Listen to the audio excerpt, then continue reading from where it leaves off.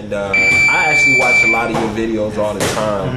And I was telling Sean, I said, take a look at some of Fred's videos. It was yesterday, right? You were looking at his video.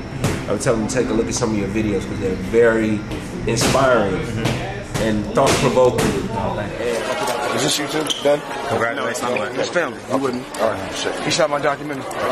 So, and I appreciate y'all, man. Like, I don't read too much, you know, but I know, like, the guys that are out there pushing and fighting and trying to get people to see things, you know, the right way. I know that y'all been doing your thing, man. And I know people try to, you know, quiet y'all down and stuff like that. And I couldn't tell you, man, guys like yourself. The stuff you're doing, it's something you can apply to your life. So. Barbershop conversation, guys. Luis Ortiz and Deontay Bronze Bomber Wilder. I've known this fight's been confirmed probably for the last 10 days. I saw all the videos in the LDBC, but I just couldn't get everything together. Deontay, I don't know, but I think that the advantage of the champion is they get to put their camp together, because I know some of the sparring partners that Deontay Wilder has called in to help him get prepared for this fight. And shockingly enough, I have Luis Ortiz winning this fight right now. We will see.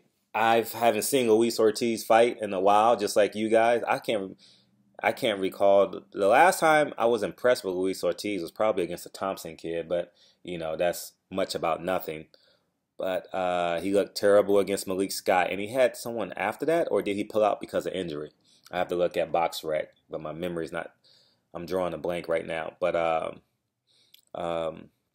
yeah, so exciting news, November 4th. Gosh, man. That's going to be... Hey, Barclay's going to be lit the next 3, from October 14th to November 4th, because right after that, you go right into the promotion. Genius. And hopefully the weather is not too inclement. All media outlets can get there. Everyone can get there safely. Not too much turbulence on them planes. And it's going to be awesome. So, and I will say this. Bermain Stavern played this probably as good as he can be. He took the money and he gets a fight. I don't know how much he's getting paid. I can find out. I'm unsure how much he's getting paid, but that'll be public information down the line. So there's no need for me to go make a phone call. But what I will say is Deontay Wilder. Man, I need to explain to you guys fighting. I've never sparred a heavyweight. But what I will say this. In the heavyweight division, one punch, it's over. But more importantly, Luis Ortiz is a boxer, puncher, heavyweight. And Deontay Wilder better make sure. I mean, every time Deontay Wilder drops his left hand in this camp, every time he needs to do 10 push-ups. I mean, it's imperative that Deontay Wilder keeps his fucking left hand up, because that right hook, I need to do some film study. I'm not sure if Luis Ortiz has that in his arsenal, but why wouldn't he have it in his arsenal if he's a southpaw? And I will say this. Deontay Wilder better keep his fucking left hand up. Because Deontay Wilder, I've seen his last 15 fights, 10, 15 fights.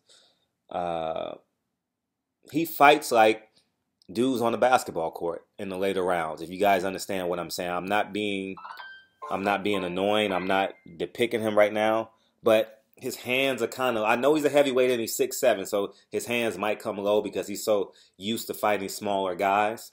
I get all of that. But you know how when you're playing basketball and them young guys be jumping at you with their hands down by their waist, and then they get knocked out. We seen all them fights on World Star, right? Deontay Wilder better be careful. He better be technically efficient. I don't care how hard you guys, I know he has an eraser.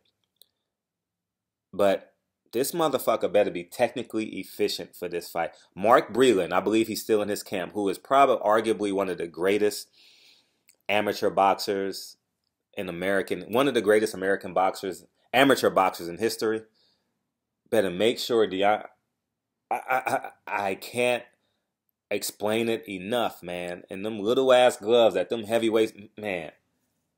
Please, Deontay Wilder. I'm rooting for Deontay Wilder. 100% rooting. I'm all in on Deontay Wilder, but I don't pick with my heart. I pick with logic and pragmatics. But just basically pragmatics. Same thing. My approach in life is the same thing I do in boxing. You know what I mean? Just people attribute what they can do great, right? But I look at boxers, is what they do consistently. Yeah, he might throw a one right hand, but what do they do consistently versus what does the other guy do consistently? You know, you find a median, and that's how you're able to predict fights. A lot of people say, well, he got, Danny Garcia got that no-look left hook. How often does he throw that? I need to know what he does for 2 minutes and 30 seconds of the round. You understand what I'm saying? Versus what does Keith Thurman do for 2 minutes and 30 seconds of the round? So that's typically how I predict fights. But I'm excited, man. It's nothing like a big heavyweight fight, man. It's nothing like it. And if you are in Idaho, the Carolinas, New Orleans, where you don't get too many big fights, you get a lot of local cards and small shows. Try and find a way to make it to a big time heavyweight fight. I won't be at this fight. I have some family obligations, but if I didn't have family obligations, I would 100% be, because covering a heavyweight fight is so much fun. I mean, it's a natural buzz from them signing a contract. It becomes a natural buzz. It's like the 100-meter race in the Olympics, right? It's just it's just a buzz from the moment the semifinals are done. It's a buzz. You know what I mean? And that's why them tickets go crazy in the Olympics. I'm at I think we get the Olympics in 2024. I gotta start making my connects now because I gotta find a way to sneak in that motherfucker, man, for real. But I'm excited, man, and I think we're locked in terms of boxing, man. We're literally locked in. So we have September. We have October 14th. Something's going to happen in between then. And then we have Deontay Wilder. And then we have 30 days later, we have Lomachenko and Rigondeaux. And those two guys are like the lockless monsters. Like Deontay Wilder, truly, I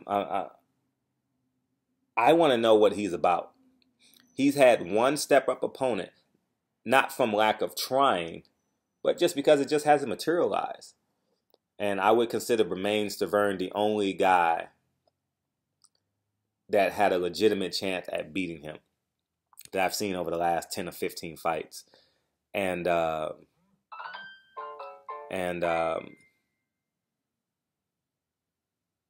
interested to see how he reacts. And the same thing with Rigondeaux, you know, but Rigondeaux destroyed dude at StubHub. The Flash, a few other people too, and broke a couple jaws. Back-to-back fights, broke a couple of jaws. And then, for that matter, Lomachenko beat Gary Russell, so I give him immense credit because I thought Gary Russell between 126 and 135 was going to be a problem. I genuinely thought that. And he's been in slow motion for God knows. I don't know why and when and how, but Lomachenko beat him up pretty bad.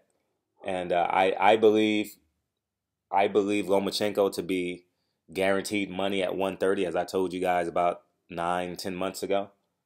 And I'm gonna have fun studying that fight.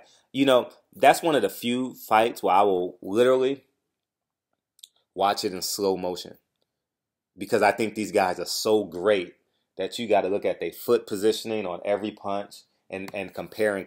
Man, this is gonna be fun to break down. So please look forward to around Thanksgiving when I start breaking down that fight. That's gonna be fun.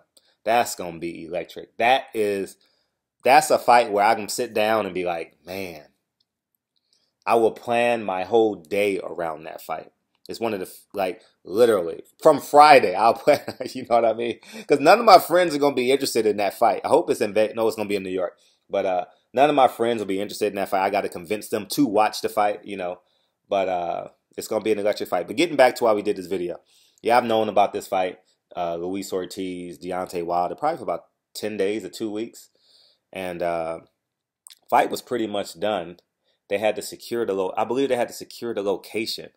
You know, there was a slim chance that it was going to be in Alabama. There was a slim chance that Deontay Wilder was trying to have a big-time heavyweight fight in Alabama. But this is just information I got, and it didn't materialize. So the B plan was New York. But all the hearsay and nearsay was just talk, building up the fight. They were going to sign the contract. And so November 4th is what it is. I also believe that YouTube channels did a great job at pushing this fight forward. I genuinely believe that, and we will sit back and see. But right now, I have Luis Ortiz winning this fight, and I think who else? I think everyone else that I've spoken to that have listed their videos has Deontay Wilder winning. So we got to do some panel discussions for this fight, man, because I think Deontay Wilder's hands drop so much. Luis Ortiz fights on his toes, and he's Cuban. A an elite Cuban fighter who boxes on his toes. Sounds like a problem, right? Anyways, man, Barbershop Convo. Let's have this conversation, and talk to you guys soon. Holla, peace. I just want to remind you guys, In Your Corner, a movie I directed on Floyd Mayweather and Sam Watson, is out now on Vimeo.com. In Your Corner, click the link in the description box. And I would genuinely love and appreciate you guys' support. And don't hesitate to leave a comment and let me know what you thought of the film. And again, I appreciate you guys' support, and enjoy the video. Peace.